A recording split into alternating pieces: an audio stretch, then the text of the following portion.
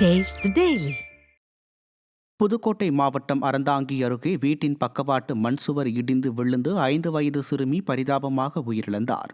கொடிவயல் கிழக்கு பகுதியில் கடந்த ஒரு வாரத்திற்கு முன் தொடர் மழை பெய்தது. இந்த மழை காரணமாக பல பகுதிகளில் நீர் தேங்கி தரை முழுவதும் ஈரப்பதமானது.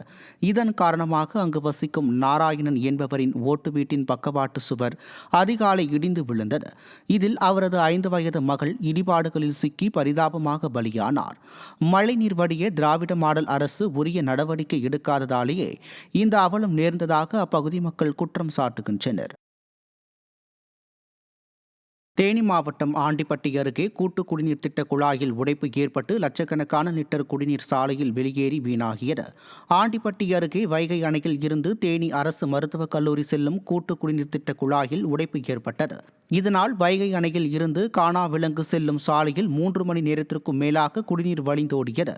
இதனை சரி செய்யாமல் கூட்டு குடிநீர் திட்ட அதிகாரிகள் அலட்சியம் காட்டுவதாக பொதுமக்கள் குற்றம் சாட்டுகின்றனர். இதனால் தேனி அரசு மருத்துவமனையில் குடிநீர் தட்டுப்பாடு ஏற்படும் அபாயம் உள்ளதாக பொதுமக்கள் தெரிவித்தனர்.